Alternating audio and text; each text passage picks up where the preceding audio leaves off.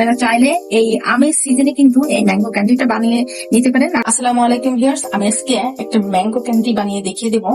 এই জন্য আমি এখানে বেশ কিছু আম নিয়েছি, আর আমগুলো হচ্ছে একদম পেকে যায়নি আবার কাঁচাও না, মিডিয়াম সাইজের। আর এই আম দিয়েই আমি ক্যান্ডিটা বানিয়ে দেখিয়ে দেবো। দেখেন আমটা কিন্তু এখনো শক্ত রয়েছে, আমি অনেক চাপ দিয়ে দেখিয়ে দিচ্ছি।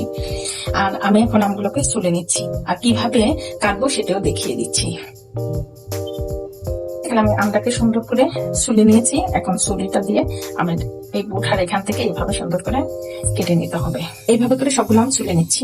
তো ভিউয়ার্স, আমি সবগুলো আম দেখেন কত সুন্দর করে ছুলে নিয়েছি, আর এর ভিতরে একটু কাঁচা পাকা আম আছে, তাতে কোনো সমস্যা নাই। আমি এখন আমগুলোকে ধুয়ে নিচ্ছি। এখন আমি আমগুলোকে দেখেন কতটা সুন্দর করে কেটে নেবো। আমি জাস্ট এইভাবে কেটে নিচ্ছি আমগুলো।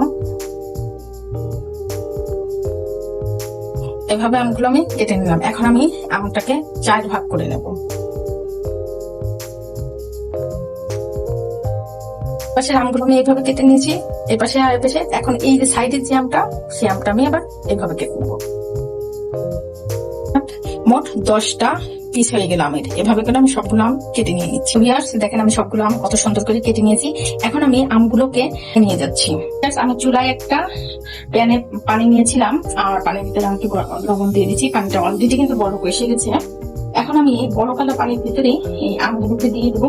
জাস্ট আমগুলো দেওয়ার পরে একটা বলক আসবে, তারপরে আমি আমটাকে নামিয়ে নিব। আমি সবগুলো আম দিয়ে দিছি। আমি লবণটা দিলাম কেন, কারণ যেহেতু আমটা মিষ্টি আছে আবার টক আছে, আর লবণটা কিন্তু টকের সঙ্গে খুব বেশি যায়। আর লবণটা দিলে কিন্তু আচার জাতীয় জিনিস কিন্তু খুবই মজা লাগে।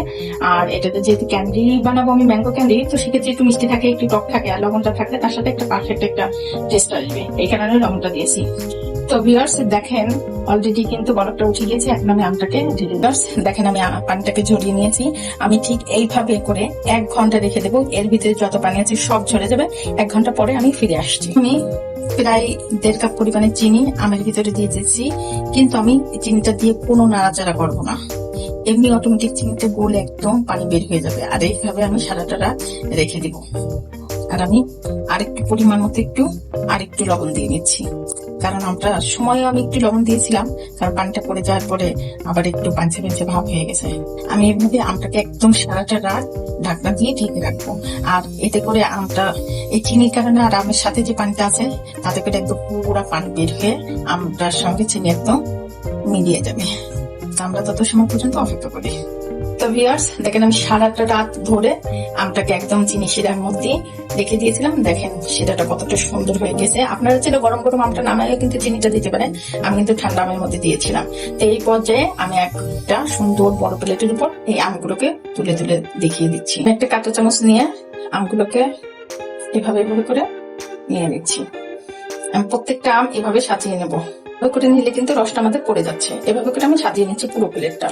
তো ভিউয়ার্স দেখেন আমি সবগুলো আমকে এভাবে সুন্দর করে সাজিয়ে নিয়েছি। এখন আমি আমটাকে রোদ দিতে দিয়ে দেবো। আমার একদিনও যদি রোদ্রুর হিট বেশি থাকে 1 দিন হতে পারে, না হলে 2 দিন হতে পারে। আপনারা চাইলে এটাকে ফ্যানের বাতাসেও শুকিয়ে নিতে পারেন।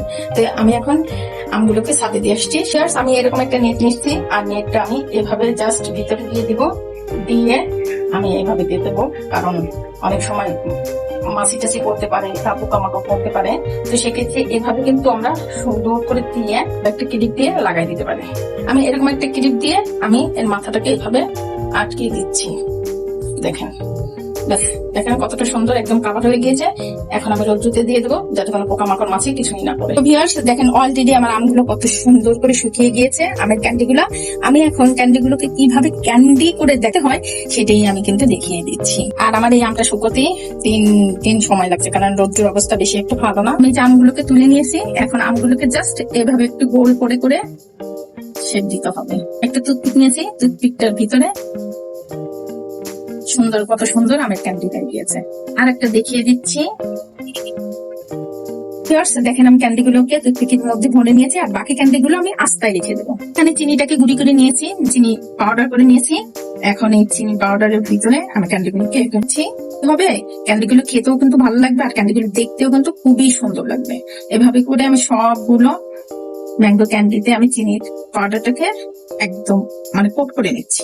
দেখেন ক্যান্ডি গুলোকে আমি চিনির যে পাউডারটা করেছিলাম সেটার মধ্যে দেখেন কোট করে নিচ্ছি, কতটা সুন্দর দেখা যাচ্ছে।